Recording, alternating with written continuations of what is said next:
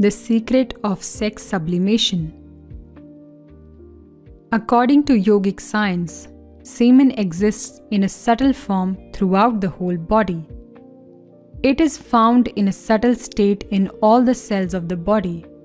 It is withdrawn and elaborated into a gross form in the sexual organ under the influence of the sexual will and sexual excitement. An Urdhvareta yogi not only converts the semen into ojas, but checks through his yogic power, through purity in thought, word and deed, the very formation of semen by the secretory cells of the testes or seeds. This is a great secret. Allopaths believe that even in an Urdhvareta yogi, the formation of semen goes on incessantly and that the fluid is reabsorbed into the blood. This is a mistake. They do not understand the inner yogic secrets and mysteries. They are in the dark. Their drishti or vision is concerned with the gross things of the universe. The yogi penetrates into the subtle hidden nature of things through yogic chakshu or the inner vision of wisdom. The yogi gets control over the astral nature of semen and thereby prevents the formation of the very fluid itself. The body of a man who is truly an Urdhvareta has the scent of a lotus.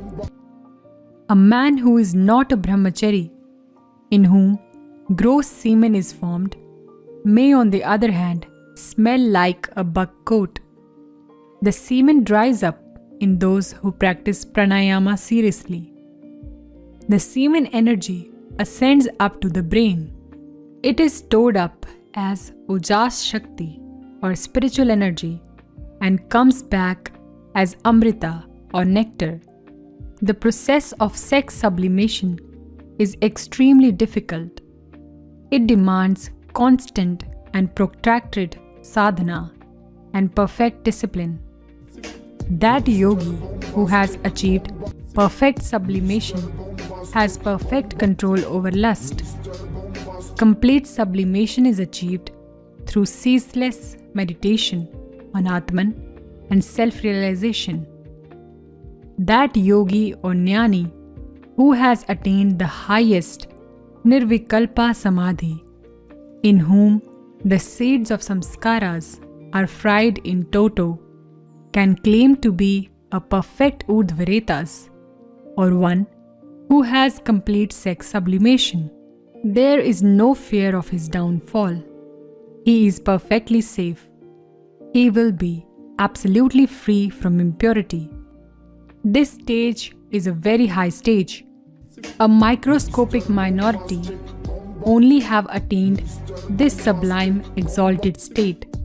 Shankara, Dattatreya, Jnana Deva of Alandi, and others reached this stage.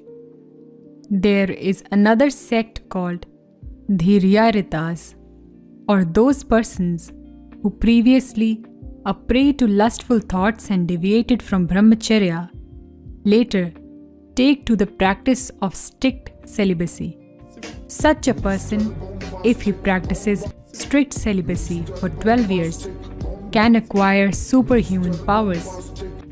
Medha Nadi or Buddhi Nadi is formed in him. By means of this, he can have retentive memory of anything as long as he lives, and he will be in a position to learn all kinds of subjects. By observance of unbroken brahmacharya in thought, word and deed for a period of full 12 years, one is bestowed even with the vision of God if one aspires for it. He can solve the most abstruse and complicated problems easily, but this kind of observance should commence before the 32nd or the 34th year. That yogi who has disciplined himself through ceaseless protracted sadhana, continuous meditation, pranayama, and atmik vichara The practice of Sama, Dama, Yama, and Niyama is also safe, although he has not attained the stage of perfect sex sublimation. Women will hold no attraction for him. He has thinned out his mind. The mind is starved to death. It cannot raise its hood. It cannot hiss.